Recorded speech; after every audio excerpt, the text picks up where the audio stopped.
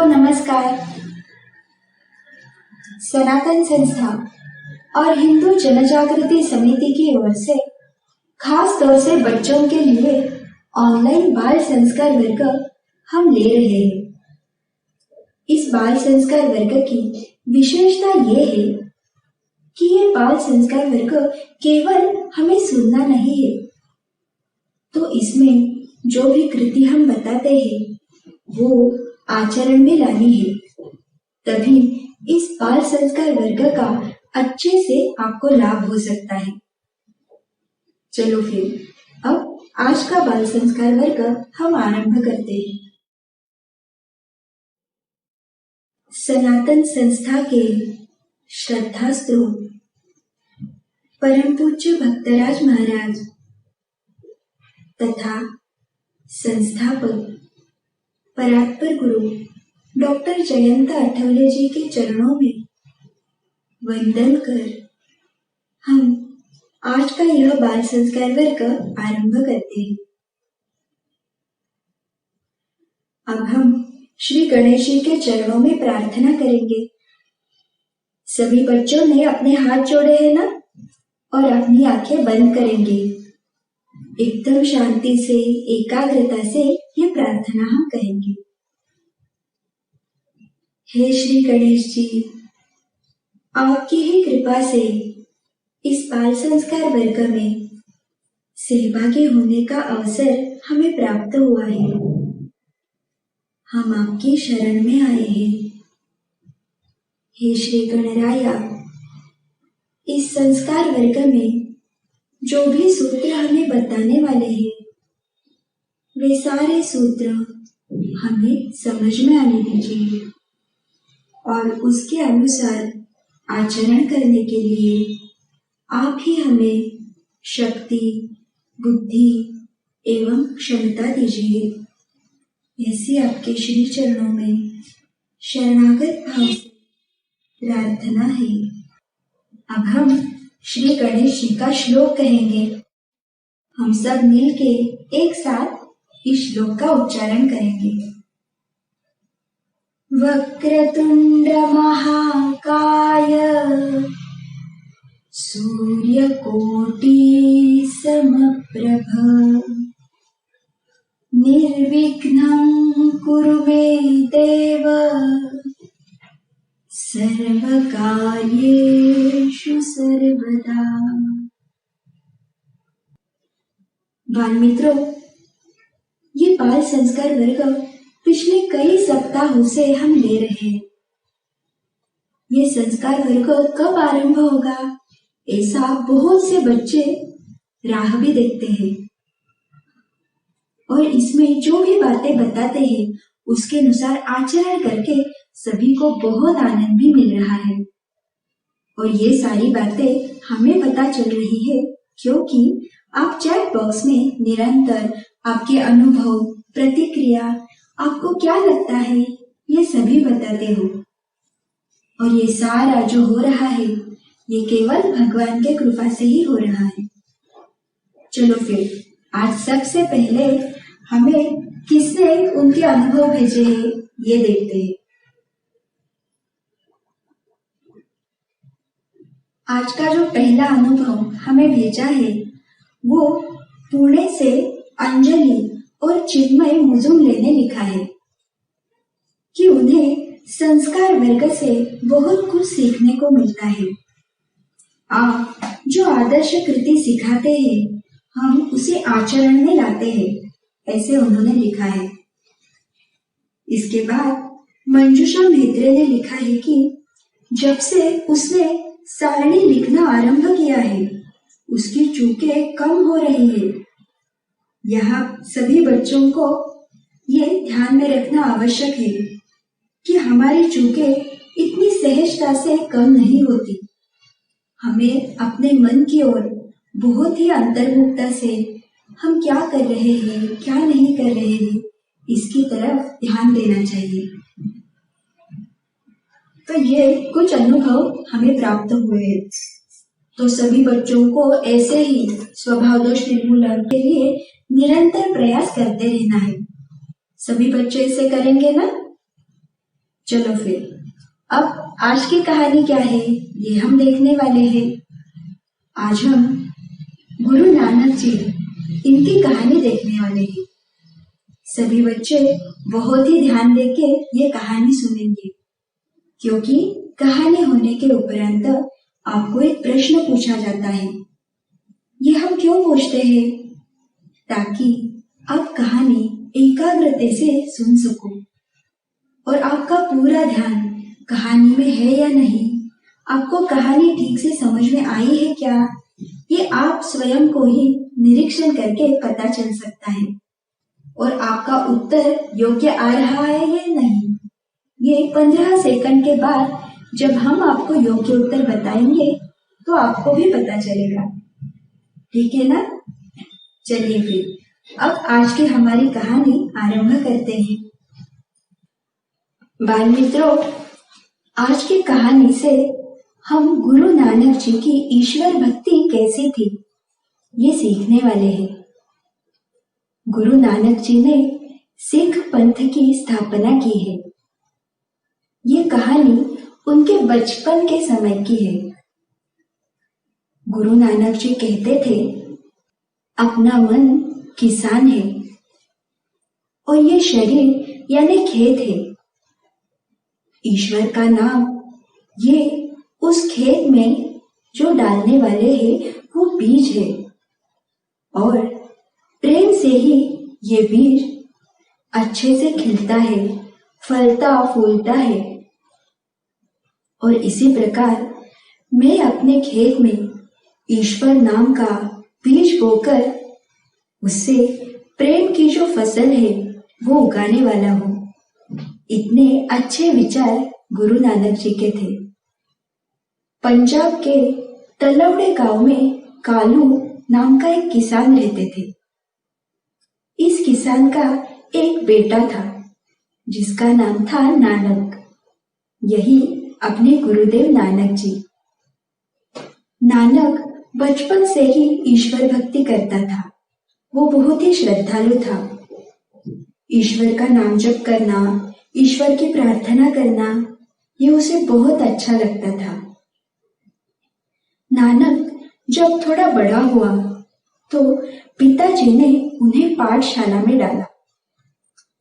पाठशाला हो जाने के उपरांत छुट्टी होने के बाद वो जो घर के जानवर रहते थे, गाय, इनको लेकर जंगल में ले जाता था चराने के लिए।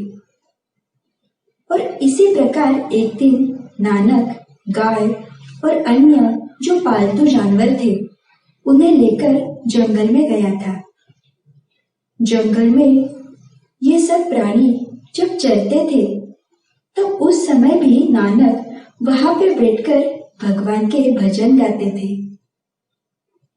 आज भी ये जो प्राणी थे सारे, ये सभी इधर उधर चलने के लिए चले गए और फिर नानक एक पेड़ के नीचे बैठकर भगवान से प्रार्थना करने के लिए बैठ गया।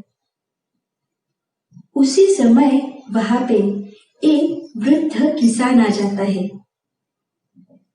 नानक की प्रार्थना पूर्ण होने के उपरांत वो वृद्ध किसान नानक से कहने लगता है, बेटा, मैं एक किसान हूँ और मैं अब 4 दिनों के लिए यात्रा पे जा रहा हूँ, परंतु मेरी एक समस्या है। क्या तुम मेरी सहायता कर सकते हो क्या? इसके ऊपर नानक बोले, आपकी क्या समस्या है, आप मुझे बताइए। मेरी जितनी क्षमता है उतनी मैं अवश्य आपकी सहायता करूंगा। इसके ऊपर फिर वो वृद्ध किसान कहने लगा, बेटे, मेरी गेहूं की खेती है और उस खेती को संभालने के लिए, खेत की रक्षा करने के लिए मेरे पास कोई नहीं है। खेत में कोई भी व्यक्ति को न देखकर क्या होगा, तो सारी चिड़िया खेत में आएगी, गेहूं से भरी बालियों के दाने चुग जाएंगी। इससे मेरा बहुत नुकसान होगा, मेरी सारी फसल खराब हो जाएगी। तो इसलिए तुम मेरी ये जो खेती है इसकी रक्षा करोगे क्या? प्रतिदिन प्रति साल इस खेत से मुझे 10 बोरियां गेहूं मिलता है। तो अगर तुमने मेरी सहायता की तो मैं तुम्हें उसमें से 1 बोरी भरकर गेहूं दूंगा। किसान की ये सारे वाक्य सुनकर फिर नानक ने उनकी सहायता करने का निश्चय किया। उसी दिन शाम को सभी जानवर घर पे उसने छोड़े और रात होने से पूर्व ही वो उस वृद्ध किसान के खेत में पहुंच गया। वो खेत में मचान के ऊपर जाकर पूरा खेत कैसा है इसका निरीक्षण करता है। खेत में गेहूं की बालियां बहुत ही अच्छे से खिली थी, उसमें बहुत से दाने आए थे। तो ये सारा देखा उसने और फिर वो मचान पर बैठकर ही नाम जप करने लगा। रात हो गई, वो वहां पे ही सो गया था। और फिर अगले दिन सुबह सुबह चिड़ियों की झुंड खेत में आ गई और वो गेहूं के बालियों से दाने चुगने लगी। इतनी सारी चिड़िया आई थी। ये देखकर नानक घबराए नहीं, परंतु उन्होंने अपने हाथ जोड़े और भगवान से प्रार्थना की, हे भगवान, आप ही किसान के इन दानों की रक्षा कीजिए और इन भूखी चिड़ियों को आप अपने दाने दीजिए। ऐसी प्रार्थना की और वो वैसे ही वहां पर बैठे रहे। और क्या, हर दिन ऐसा ही होता रहा। प्रतिदिन सुबह सुबह चिड़ियों के झुंड आते थे और फिर से नानक ऐसे ही प्रार्थना करते थे। ऐसे होते होते 4 दिन बीत गए। वो जो किसान था वो यात्रा से वापस आ गया। जब वो खेत में पहुंचा तो खेत में फसल पर चिड़ियों के झुंडों को देखकर वो बहुत ही क्रोधित हो गया। उसने सोचा, ये क्या हुआ? मैंने तो इतने विश्वास से इस नानक को यहाँ बिठाया था और ये तो कुछ भी नहीं कर रहा। उसे बहुत गुस्सा आया। फिर उसने नानक को बुलाया। उस किसान का इतना गुस्सा देखकर भी नानक शांत ही था।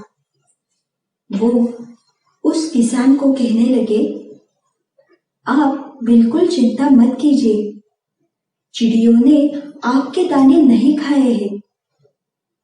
स्वयं भगवान ने उन्हें अपने दाने खाने के लिए दिए हैं। आपके खेत में प्रतिवर्ष 10 बोरियां गेहूं निकलता है, उसी प्रकार इस साल भी निकलेगा। आप पहले आपके दाने नाप तो लीजिए, तभी आपको पता चलेगा। किसान ने नानक का ये वाक्य तो सुना, परंतु उसका गुस्सा अभी भी कम नहीं हो रहा था। उसी गुस्से में जल्दी जल्दी में उसने वो जो दाने थे वो नापने के लिए आरंभ किया। और क्या आश्चर्य, जैसे जैसे वो दाने नाप रहा था, 5 बोरियां हुई, फिर 6 हुई, 8 हुई, 10 हुई और 11 बोरियां इस बार हुई थी। ये सब देखकर उसे बहुत ही आश्चर्य लगा। वो किसान बहुत चकित हो गया। तब उसे ध्यान में आया, नानक ने जो आर्तता से प्रार्थना की थी, उसी के कारण उसकी जो फसल थी वो इस बार और अधिक आई है। और ये केवल उसकी प्रार्थना का ही परिणाम है, जिससे भगवान ने मुझ पर कृपा की है। ये जब उसके ध्यान में आया तब वो वृद्ध किसान नानक के पैर पड़ गया। तो बाल मित्रों, सभी के ध्यान में आया ना प्रार्थना का कितना महत्व होता है। तो उसी प्रार्थना के कारण ही नानक के द्वारा किसान के खेत की रक्षा हुई और फिर किसान ने वो जो अधिक मिली हुई एक बोरी थी वो नानक को दे दी थी। तो जैसे प्रार्थना करने पर भगवान नानक की सहायता के लिए आए, वैसे हमारी सहायता के लिए भी वो अवश्य आएंगे। केवल हमें आर्तता से प्रार्थना करनी चाहिए। तो बाल मित्रों, अब आप सभी बच्चे भी प्रार्थना, कुलदेवता का नामस्मरण, कृतज्ञता ये सारी कृतियां करेंगे ना, और उसके कारण आपकी भी सहायता के लिए भगवान दौड़े दौड़े चले आएंगे। सभी को आज की कहानी अच्छे से ध्यान में आई ना? चलो फिर अब आज का प्रश्न क्या है ये हम देखते हैं। गुरु नानक जी ने किसके माध्यम से किसान के खेत के गेहूं की रक्षा की? और इसके पर्याय है 1 शरणागति, 2 कृतज्ञता और 3 प्रार्थना।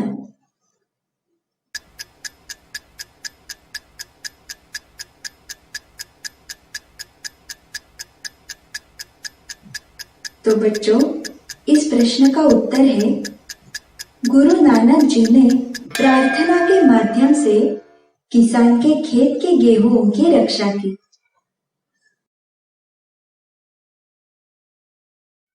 चलो बाल मित्रों, अब बाल संस्कार वर्ग में आगे के सत्र की ओर हम जाते हैं। जैसे आज की कहानी से हमने प्रार्थना का महत्व क्या है ये जान के लिया है। तो चलो अब हम नामस्मरण करेंगे ना, तो उसका आरंभ भी हम प्रार्थना करके आज करते हैं। सभी अपना हाथ जोड़ेंगे और भगवान श्री गणेश जी का रूप अपनी आंखों के सामने लाकर अपनी आंखें मूंद लेंगे और मैं जो प्रार्थना कहती हूँ वो मन ही मन आप कह सकते हो और फिर हम नामस्मरण आरंभ करेंगे। चलेगा ना? हम भगवान से ऐसी प्रार्थना करेंगे, हे श्री गणेश जी, अब हम आपका नामस्मरण करने जा रहे हैं। ये नाम जप आप ही हमसे करवा के लीजिए, ऐसी आपके चरणों में प्रार्थना है। चलो अब हम नामस्मरण को आरंभ करते हैं।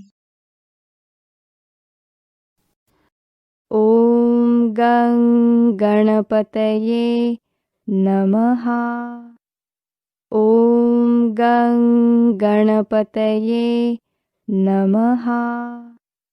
ओम गं गणपतये नमः। ओम गं गणपतये नमः। ओम गं गणपतये नमः। ओम गं गणपतये नमः। ओम गं गणपतये नमः। ओम गं गणपतये नमः। ओम गं गणपतये नमः। ओम गं गणपतये नमः। ओम गं गणपतये नमः। ओम गं गणपतये नमः। ओम गं गणपतये नमः। ओम गं गणपतये नमः। ओम गं गणपतये नमः। ओम गं गणपतये नमः। ओम गं गणपतये नमः।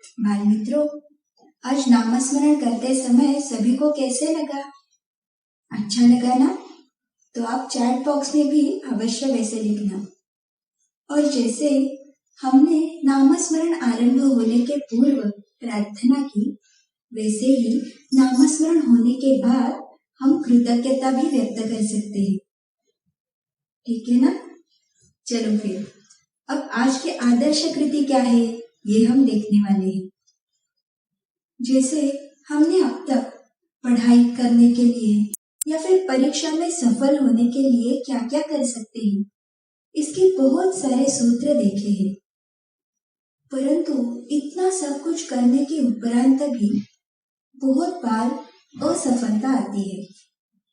बच्चे अच्छे से परीक्षा में सफल नहीं हो पाते। तो आज हम यही भाग देखने वाले हैं। असफलता का कारण क्या है, क्या क्या कारण हो सकते हैं और उसके लिए उपाय योजना हम क्या कर सकते हैं, ये आज हम समझ के लेने वाले हैं। जैसे बहुत से बच्चे होते हैं कि वो अच्छे से पढ़ाई करते हैं, रटते हैं और एकाग्रता से पढ़ाई भी करते हैं, परंतु फिर भी वे परीक्षा में असफल होते हैं और उसके कारण वो निराश हो जाते हैं। तो ये जो सारी असफलता आती है, इसके पीछे कौन से कारण है और ये कारण हम कैसे दूर कर सकते हैं, उसके लिए क्या उपाय है, ये आज हम देखने वाले हैं। तो असफलता का पहला कारण क्या है, ये हम परीक्षा में असफलता, इसके बारे में देख रहे हैं। तो असफलता का पहला कारण है स्मरण शक्ति कम होना। बाल मित्रों, एकाग्रता और स्मरण शक्ति ये दोनों एक साथ ही चलते हैं। हम जब एकाग्रता से कोई पाठ पढ़ते हैं तो वो हमारे अच्छे से स्मरण में रहता है।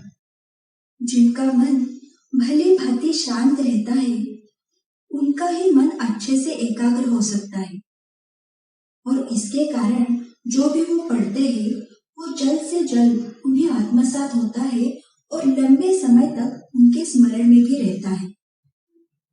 परंतु जिनकी स्मरण शक्ति अल्प है, तो उनके साथ क्या होता है, वो पढ़ाई भी अच्छे से करते हैं, एकाग्रता से भी प्रयास करते हैं, परंतु फिर भी उनके मन को ये सारी बातें याद नहीं आती, या फिर इतना सब कुछ करने के उपरांत भी कुछ स्मरण में न रहने के कारण वो असफल हो जाते हैं। ऐसा होता है ना? और जो बच्चे मानसिक आजार से ग्रस्त हैं, तो उनमें भी स्मरण शक्ति कम होती है। तो अब हम ये जान के लेते हैं कि स्मरण शक्ति हम कैसे बढ़ा सकते हैं। स्मरण शक्ति बढ़ाने के लिए भी उपाय है। तो ये उपाय क्या है, ये हम देखते हैं।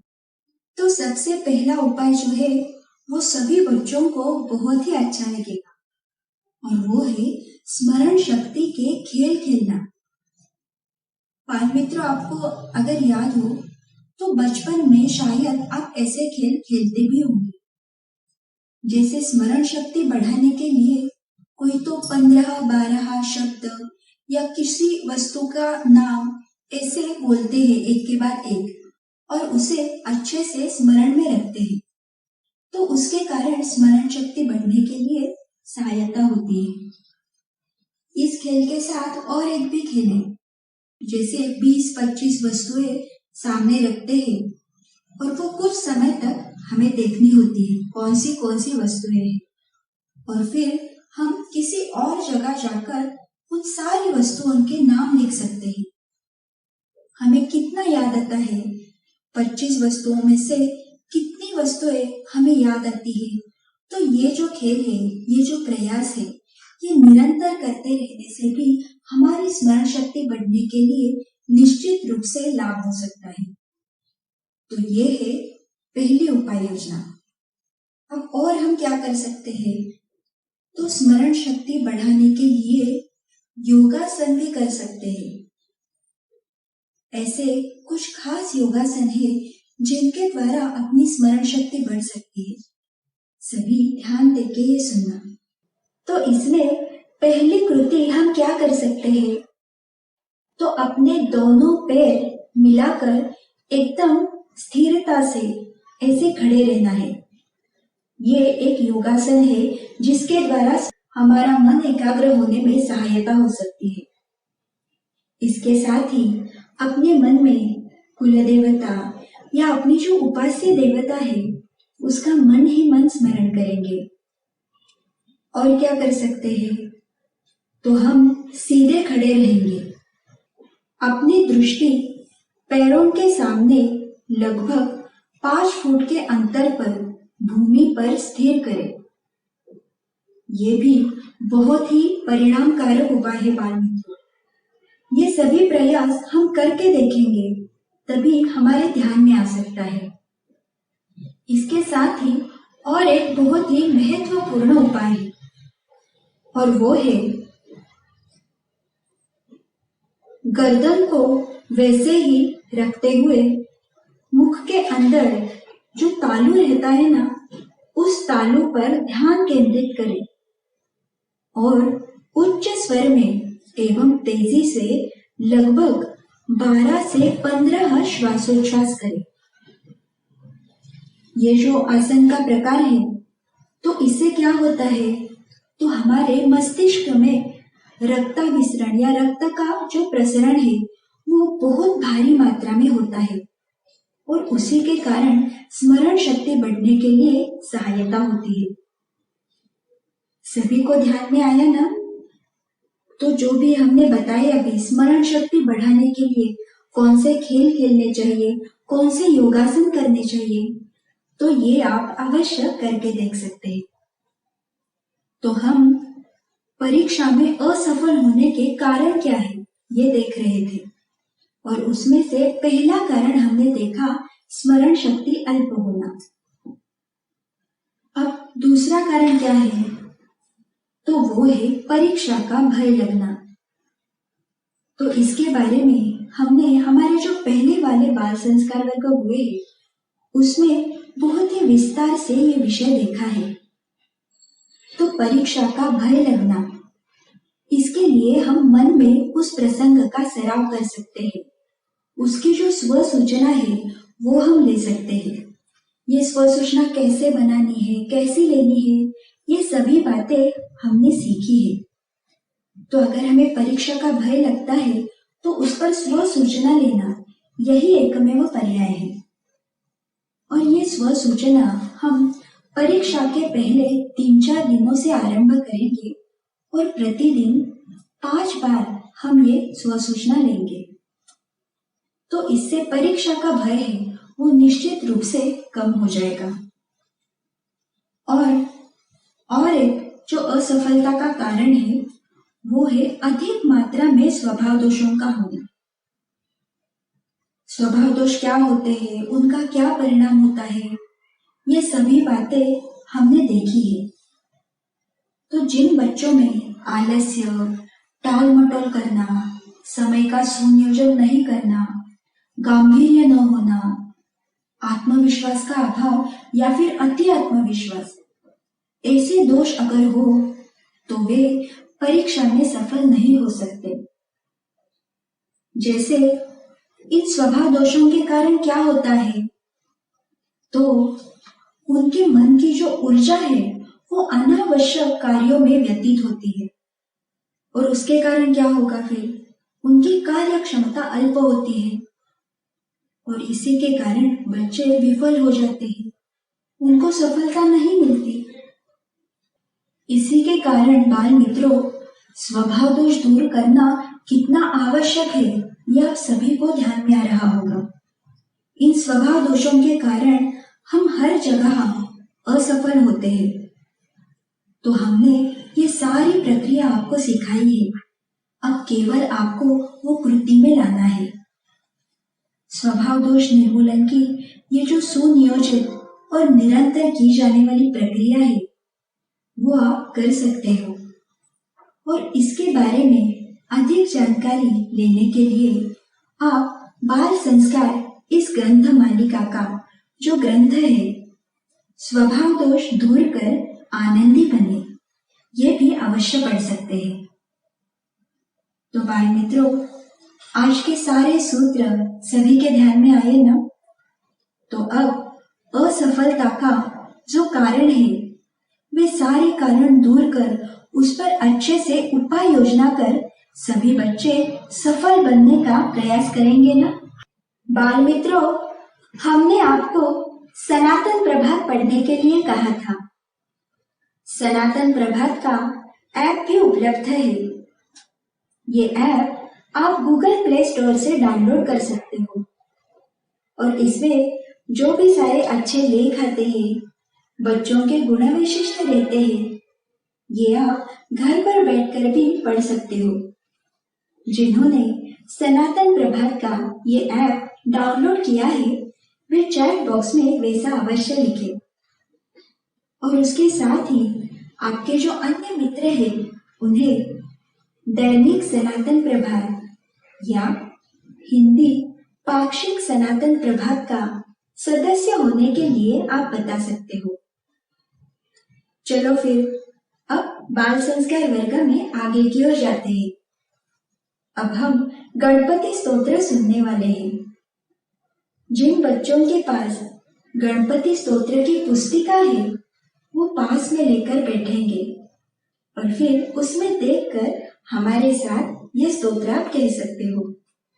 सभी बच्चे अपने हाथ जोड़ेंगे। जिन्हें कंठस्थ है वे बच्चे आंखें बंद करेंगे और फिर अपना मन श्री गणेश जी के चरणों में एकाग्र करके हम ये स्तोत्र कहेंगे। चलिए अब हम गणपति स्तोत्र आरंभ करते हैं।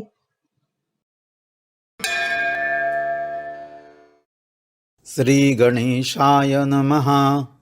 नारद उवाच प्रणम्य शिरसा देवं गौरीपुत्रं विनायकं भक्तावासं स्मरे नित्यं आयुः कामार्थसिद्धये।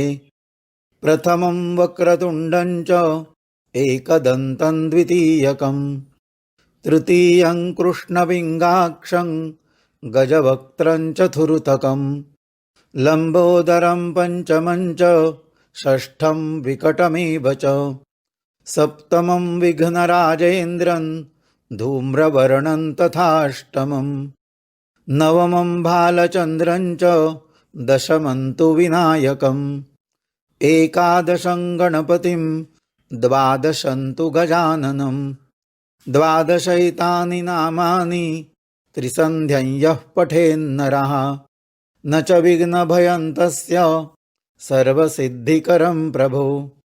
विद्यार्थी लभते विद्यां धनार्थी लभते धनं पुत्रार्थी लभते पुत्रान् मोक्षार्थी लभते गतिं। जपेत् गणपतिस्तोत्रं षड्भिर्मासैः फलं लभेत संवत्सरेण सिद्धिं च लभते नात्र संशयः। अष्टभ्यो ब्राह्मणेभ्यश्च लिखित्वा यः समर्पयेत् तस्य विद्या भवेत् सर्वा गणेशस्य प्रसादतः। इति श्रीनारदपुराणे संकष्टनाशनो गणेशस्तोत्रं संपूर्णम्।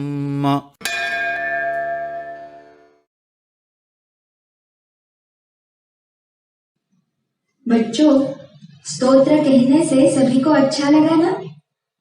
और आप सभी बच्चे घर पे भी ये स्तोत्र कहते हो ना? क्योंकि इस स्तोत्र में बहुत चैतन्य रहता है और ऐसे ही सारे चैतन्यदायी स्तोत्र अब आप घर पे भी सुन सकते हो, क्योंकि सनातन संस्था लेकर आई है सनातन चैतन्य वाणी ऑडियो ऐप।